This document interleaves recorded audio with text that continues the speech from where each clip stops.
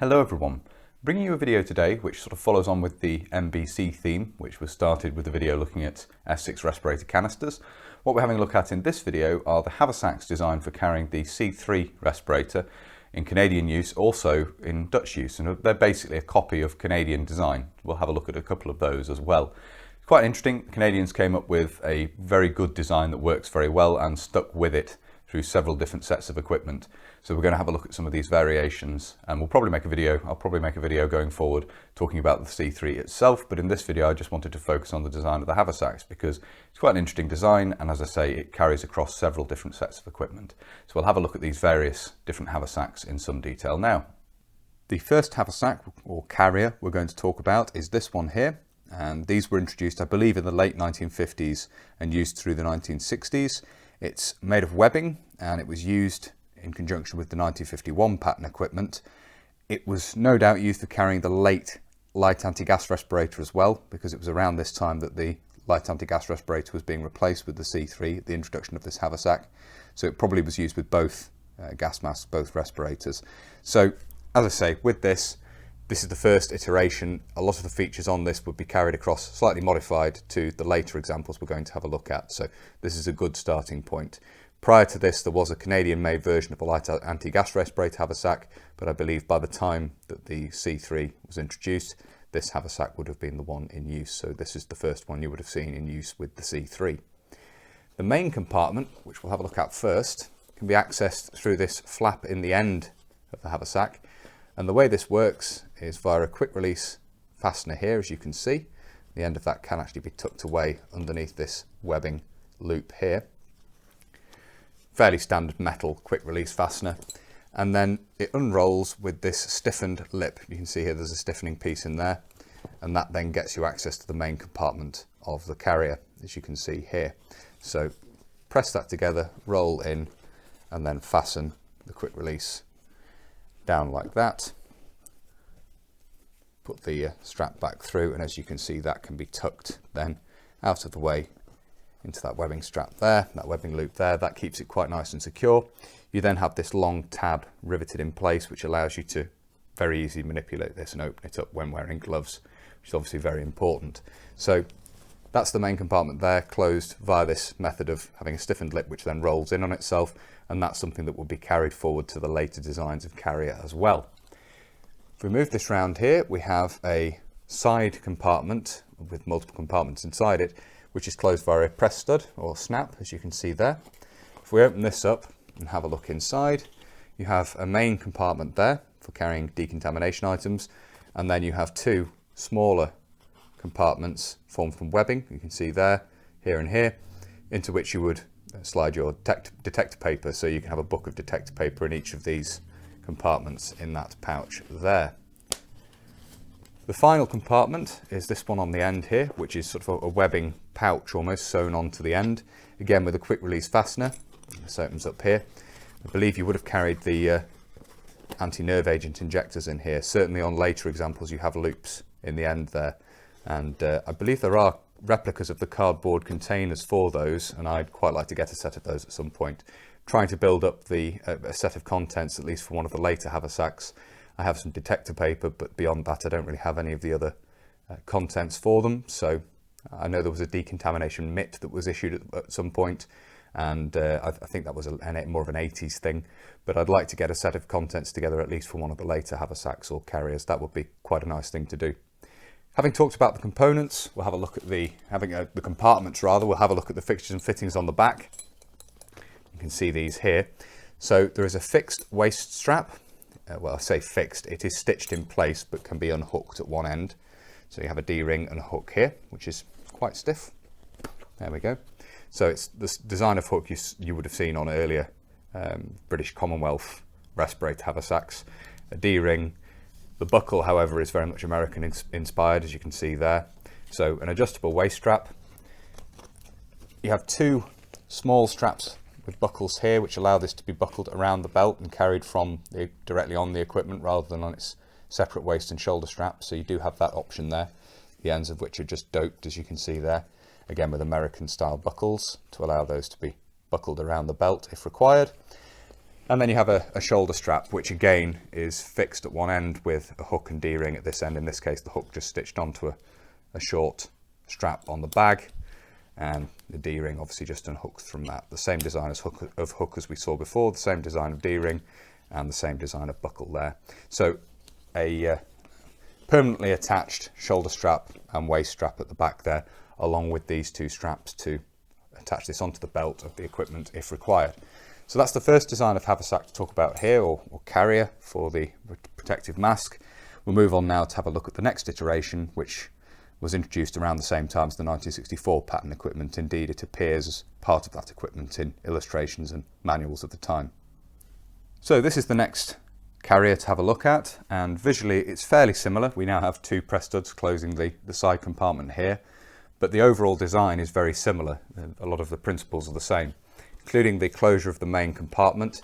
We now have Velcro or touch and close rather than the quick release, but still have the pull tab.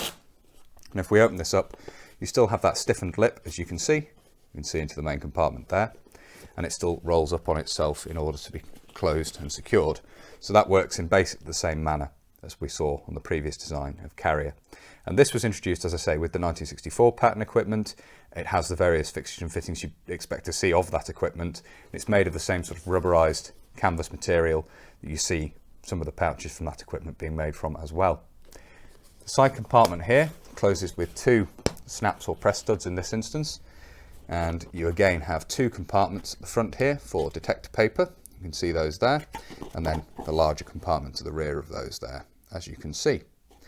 We again have the end compartment here, and this again has had the quick release fastener replaced with touch and close or Velcro.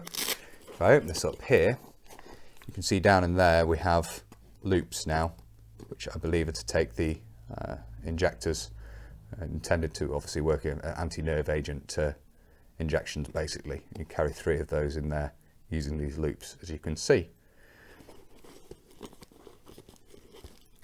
On the back, the last thing to talk about here are these fixtures here. These are the belt loops, which are formed from touch and close.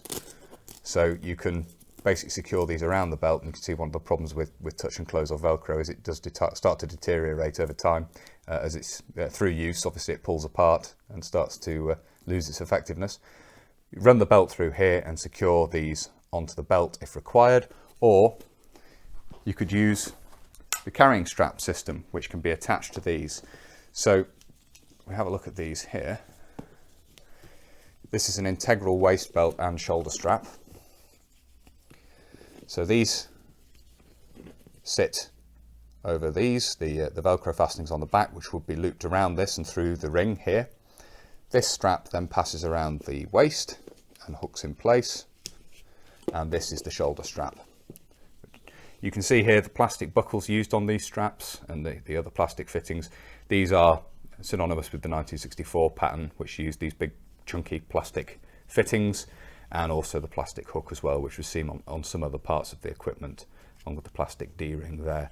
So that system of carrying strap could be used to carry this independent of the rest of the equipment, and that was commonly used because there was a requirement to obviously carry the respirator haversack at all times, whether or not the rest of the equipment was carried. Obviously keeping your respirator with you, keeping your protective mask with you is an important thing when working under NBC threat, and therefore the protective mask could be carried in its carrier independent of the rest of the equipment using this system of shoulder strap and waist strap. This is another example of the same carrier. I just wanted to show you this because it's in very nice condition. It's actually very late production as well for something that's really part of the 1964 pattern equipment.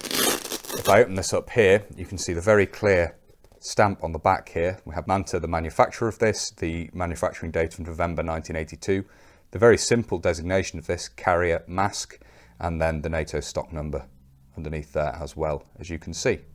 The final carrier to have a look at here is part of the Canadian 1982 pattern, and it basically takes the 1964 pattern design forward and makes it in this Cordura nylon material, as you can see here, that difference in material. Otherwise the design is basically the same. We have the very similar opening at the side here. You can see that there. Again, the stiffened lip on this, and that then rolls closed and secures with the touch and close there. The other pouches are basically the same, the other pockets on this. Have a look in here, you can see again we have the main compartment in there and the two little compartments inside for detector paper, there and there, you can see. And then again we have the end compartment with the loops in it. Again, they have been moved to the outside face of the compartment here. If I can open these up, hopefully we can have a slightly better look at them. Right. Open those up there and get the light in, perhaps we can see. I'll bring one of the lights in here. There we go. See down inside there. You can actually see the stitching for those on the outside face of this as well. The main difference beyond the material, the change in material, are the fixings on the back, which are of course standardised across the 1982 pattern equipment. You have both Velcro or touch and close belt loops and these plastic hooks which hook into eyelets on the belt, and that's something we'll discuss further when we look at the 1982 pattern equipment, which hopefully won't be that far in the future. I'm planning to look at the basic sort of belt kit from that equipment at some point in the not too distant future. So these are the standard ways of attaching. It's the standard way of attaching equipment to the belt, the 1982 pattern equipment. So that is the last Canadian carrier we're going to have a look at here. We'll move on now to have a look at some of the Dutch examples of these, which differ slightly. They're very visually similar to start off with and then deviate a little bit, and we'll have a look at some of those now. So this is the first Dutch carrier we're going to have a look at, and it does differ in some details, but as you can see is based on the 1964 pattern. You can see we have a squared off flap on the side here. You also have some detail differences in the stowage inside. You do have the main compartment here, the large main compartment. You do have slots here for detector paper in there, but you also have a loop here, and this is to carry the, I believe, Fuller's Earth, a large bottle of Fuller's Earth as part of the decontamination kit in there. So that loop is an addition to the design inside this outer pouch. The opening for the main pouch is basically the same. You can see that here. You can actually see a marking on this as well. Have a look here. You can see the date there of 1974. So we have the touch and close fastener there, the stiffened opening, which then rolls in on itself and seals in place as we saw before. The end pocket here is very similar to that which we saw previously. Open this up here. You can see inside you do have the loops stitched in there. And then the other fixtures on the back of this are basically the same as those we saw on the 1964 pattern Canadian haversack, and we actually have the carrying strap in place here so you can see how that works. So you can see how those two plastic rings have the Velcro loops on the back of the haversack loop through them, and you then have the waist strap coming round here. This has actually had the plastic hook replaced or was made with a metal hook. I'm not entirely sure on that. That looks like it's been restitched at some point, so I think it's been repaired with a metal hook, as you can see there from a British tow. It's a British Commonwealth type hook as used on various anti-gas haversacks and so forth. That will work and hook into the plastic D-ring there, the waist strap, and then obviously the shoulder strap is adjusted in using the big chunky plastic buckles we've seen taken directly across from the Canadian 1964 pattern. So it's a slightly modified version of the Canadian 1964 pattern. That's the first of the Dutch haversacks or carriers. The next one to have a look at here is a slightly greater deviation from the Canadian design. It basically functions in the same way, but it's somewhat modified. It's made in the same rubberized material, the same sort of vinyl rubber material as the later versions of packs and haversacks used by the Dutch Army in the 1980s. So this, I believe, dates from the 1980s. We open up the side compartment here. You can see again, we have in here, inner pouches actually towards the main body. I'll bring this into the camera here, my apologies. You can see here we have pouches here against the main body of the haversack. We have that loop there, which we saw on the previous design, so it's sort of a mirror image, I guess you could say, of what we saw before. And then the main compartment going down in there, as you can see. The main compartment of this closes in a very similar manner, but it is somewhat modified. You have a rubber pull tab with a rubberized cloth pull tab in this instance. Thinner strip of touch and close. No real stiffening in the edge of the flap here. It's just slightly thicker rubberized material, but it does roll in the same way to seal, as you can see, to keep that nice and secure. You can see we have a NATO stock number sort of heat stamped into the end here, a Dutch NATO stock number, and then the main compartment in there, as you can see. Moving on to look at the end compartment here. This again is closed with touch and close. We no longer have the little loops in there, so presumably they weren't required for the purposes of the Royal Netherlands Army, but you have the end compartment there, just devoid of those little loops. And then on the back here, we have the same method as we saw on the 1964 pattern and the preceding design of Dutch carrier. You have Velcro belt loops here, as you can see, or touch and close. And then we have a modified carrying system, which basically is the same overall design, just with more modern materials and fittings. Plastic buckles again, but we have nylon strap in this instance, nylon webbing strap. Fastex buckle for the waist belt there, as you can see, for the waist strap. Plastic keeper there that slides on the belt just to keep that together. And then the shoulder strap runs through these metal rings in this instance, which are obviously a little bit stronger than the plastic. And again, we have a plastic buckle up on the shoulder strap here to adjust that in. So the same carrying system, shoulder strap here, waist strap here, just made in more modern materials really, and obviously with a different design of buckle there, but basically functions in exactly the same way. So I believe, as I say, this would date from around the 1980s. The final haversack we're going to have a look at here is a Dutch DPM example. Now this really goes outside my sort of time period of collecting, I guess you could say. But it's nevertheless interesting in that it perpetuates the design. I believe this may have been modified at some point to close in the opposite direction. We obviously have the main flap rolled and closed across the front here, but there is a strip of the soft Velcro on the back here, suggesting it originally closed the other way. And I do have an example that does close that way, as we've seen on the previous haversacks.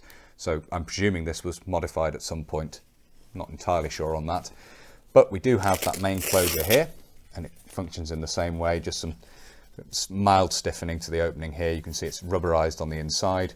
That rolls in and closes as we've seen with the other designs. We again have the outer compartment here. We open this up. That is just one large compartment in there, as you can see. It's possible we've had a divider in there that's been removed. Not entirely sure on that. As I say, this is possibly the loop sewn in there for carrying part of the decontamination kit. And then the end compartment here again is closed with Velcro, as you can see there. We open that up, just one smaller compartment in there, as you can see. On the back here, we actually have a lower set of the Velcro loops here and an upper set here. We again have the carrying straps, and these are basically as we saw on the what I think was a 1980s version before, but they're now made in DPM rather than that grey nylon material. You again have the Fastex buckle there on the waist strap, as you can see. Plastic buckle, the metal rings where this attaches onto the loops on the back of the carrier, and then the shoulder strap again has one of those plastic buckles there. The same as we saw with the previous one we've just looked at, the previous Dutch haversack or carrier we've just looked at, but the strap's now made in DPM rather than grey. So that's all of the carriers I wanted to have a look at in this video. As I say, quite a few we've looked at there. And obviously first looking at the Canadian versions of this design and then some of the Dutch derivatives. And as I say, the Netherlands did make extensive use of the Canadian respirator or protective mask and used derivative designs of the carrier for the mask as well, as we've seen here. So there we are, quite the selection of haversacks there. Basically all to a very similar design, but spanning various different equipment sets, as said before. Hopefully it's been interesting having a look at these. If you have found it interesting and you'd like to see more from the channel, please do consider subscribing if you haven't already. And whether you're newly subscribing or you've previously subscribed, please do make sure you hit the little bell, the notification button down below. That will of course alert you when I upload future videos. If you really like my uploads and you would like to support the channel, you can. Both Patreon and PayPal are linked down below. And as ever, a huge thank you to everybody who supports the channel using those two methods. It's greatly appreciated, as I always say. Thank you all very much indeed. If you'd like to follow the channel on social media, you can. Facebook, Instagram and Twitter are all linked down below. And if you'd like to get in touch but you don't really use social media, there is of course an email address down there as well. That's everything for this video. So until next time, bye for now.